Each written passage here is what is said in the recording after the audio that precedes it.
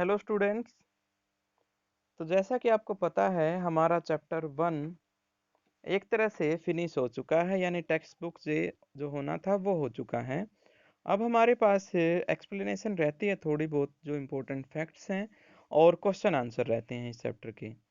तो चलिए important facts की बात करते हैं कि आपने अभी तक इस चैप्टर में पढ़ा क्या है।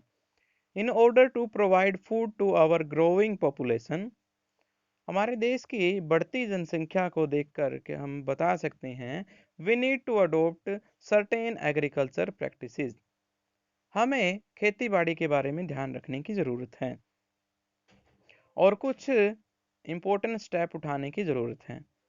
Same kind of plants cultivated at a place constitute a crop, अगर एक ही तरह के पौधे एक जगह पे बोए जाएं फसल के तौर पे या फिर उनमें से कुछ गेन करने के लिए, तो वो क्रॉप कहलाते हैं। In India, crops can be broadly characterized into two types based on seasons. Bharat की अगर बात की जाए तो फसलों को हम दो पार्ट्स में डिवाइड कर सकते हैं।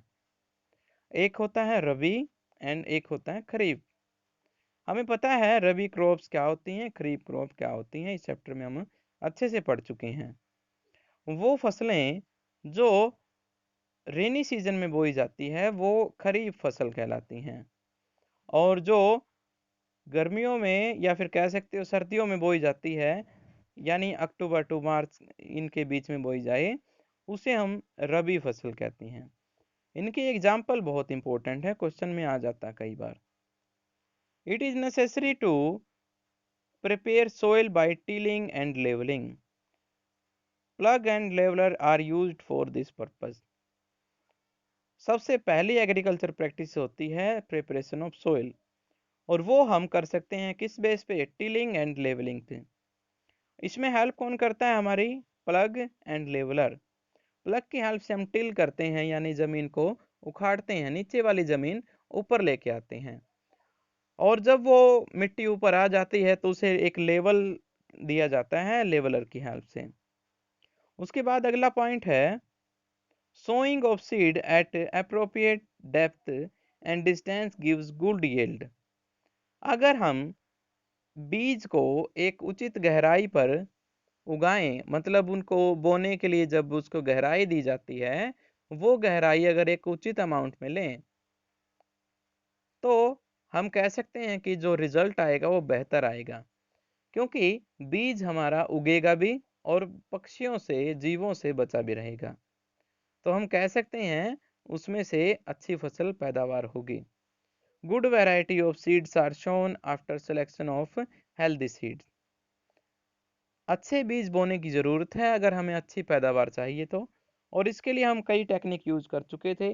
फैक्ट्री मेड जो है सीड्स यूज़ किए जा सकते हैं, या फिर अपने खेत से ही तैयार फसल जो है उसके बीजों को हम पानी में डुबो कर देख सकते हैं कि कौन से बीज हेल्दी हैं और कौन से खराब हो चुके हैं।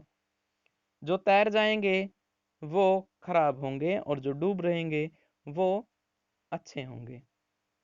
Soil needs replacement and enrichment through the use of organic manure and fertilizer. Replacement का मतलब होता है तबादला, मिट्टी जो नीचे है उपजाऊ है उसको ऊपर लेके आना होता है, क्योंकि वो नाइट्रोजन रिच होती है। और एनरिचमेंट का मतलब होता है बाहर से उन एलिमेंट को प्रोवाइड कराना जिसके लिए जो पौधे की ग्रोथ के लिए नेसेसरी है। और इसके लिए हम दो तरह की चीज़ें यूज करते हैं, manure and fertiliser. Manure organic matter होता है जो हम बायोलॉजिकल वेस्ट से तैयार करते हैं, प्लांट्स के वेस्ट से या फिर काउ डंग से, कुछ इस तरह की चीज़ों से हम उसको तैयार करते हैं। फर्टिलाइजर कुछ स्पेसिफिक अमाउंट में ही रिच होते हैं, या फिर कह सकते हैं ये स्पेशल एलिमेंट में ही रिच होते हैं, बाकियों से इसे कोई लेना देना नहीं होता। तो केमिकल फर्टिलाइज़र का अगर यूज़ किया जाए तो प्लांट की ग्रोथ जल्दी हो जाती है, लेकिन उससे एनवायरमेंटल इश्यू बहुत ज़्यादा होते हैं। जैसे ये उपजाऊ जो होती हैं क्षमता होती है, फर्टिलाइज्ड प्रोसेस होती है, उसको कम कर देता है मिट्टी की। दूसरा, जो माइक्रो ऑर्गेनिज्म होते हैं जो खेतों में प्रेजेंट होते हैं, उनका भी क्या होता है, नुकसान होता है। और तीसरा, यहाँ पर मान लीजिए बारिश हो जाती है उस खेत में और वो खेत का पानी किसी मेन सोर्स में चला जाता है जो पीने का पानी है या फिर कोई ऐसी चीज़ है। तो फर्टिलाइज़र जिसमें ऐड हैं वो पानी फिर पीने योग्य नहीं रहता या किसी भी यूज़ के योग्य नहीं रहता। उससे फिर नुकसान है एनवायरनमेंट को। तो हम मैन्योर को ज़्यादा यहाँ पर प्रेफ़रेंस देते हैं। उसके बाद है supply of water to crop at appropriate interval is called irrigation.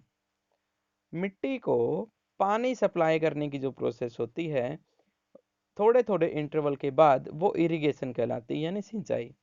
और भारत में कई तरीकों से सिंचाई की जाती है। कुओं की हेल्प ली जाती है, ट्यूबवेल की हेल्प ली जाती है, नदियों की, नहरों की और तालाबों की, झीलों की हेल्प ली जाती है।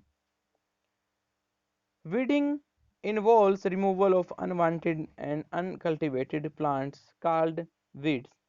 जो पौधे जिनकी हमें ज़रूरत नहीं होती लेकिन वो उग आते हैं और हमें अब उन्हें हटाने की ज़रूरत है, ये प्रोसेस वीडिंग कहलाती है।